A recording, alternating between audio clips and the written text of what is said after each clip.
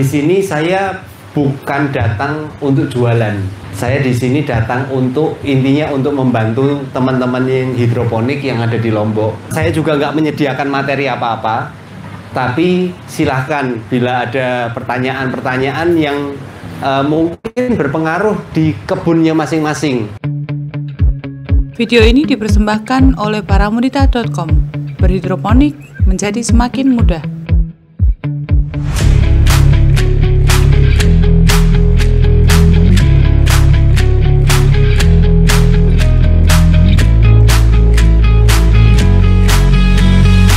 Kebetulan ini termasuk dari salah satu rangkaian saya, dari rangkaiannya Paramudita itu untuk roadshow keliling Indonesia.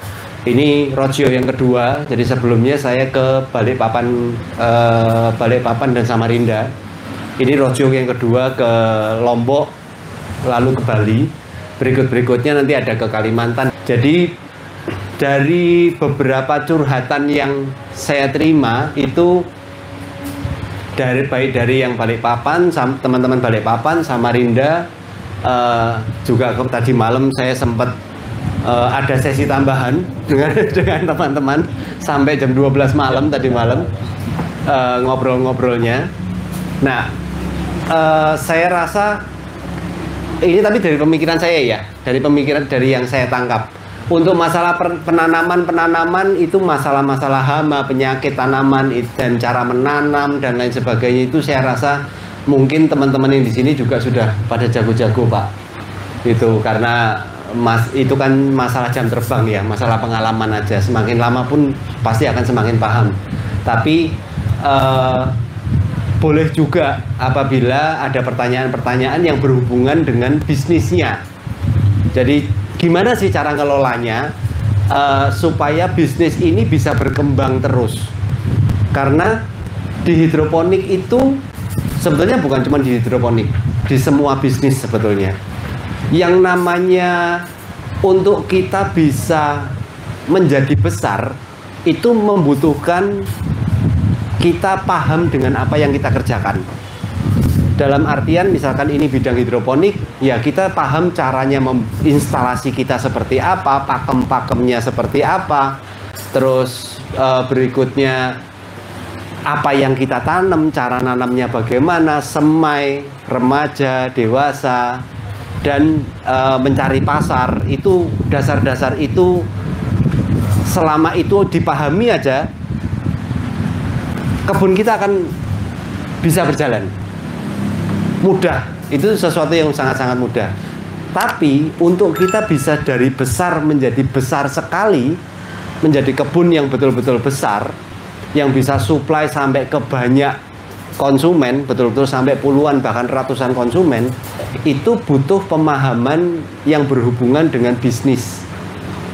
Pengelolaan bisnisnya seperti apa, manajemen keuangannya seperti apa.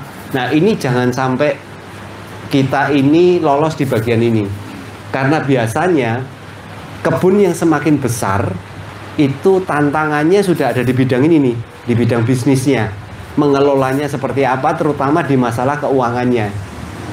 Biasanya dari teman-teman kalau yang sesuai aturan dari undang-undang, dari peraturan pemerintah itu kan yang omsetnya masih di bawah 4,8 M per tahun itu kan masuknya ke UMKM ya.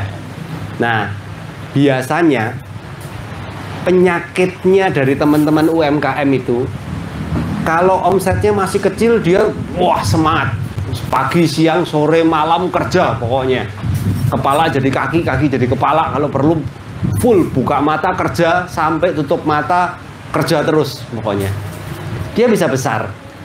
Tapi begitu mulai omsetnya mencapai kira-kira 300-400 juta per tahun, nanti tinggal dibagi ya.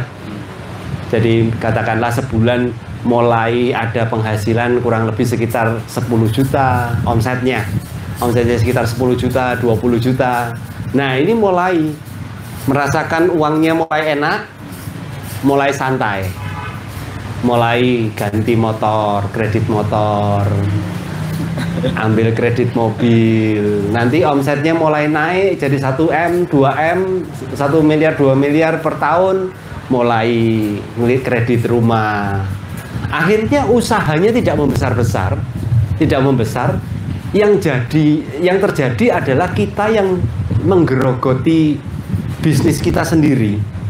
Itu. Jadi yang lebih saya soroti sebetulnya ada di bagian ini.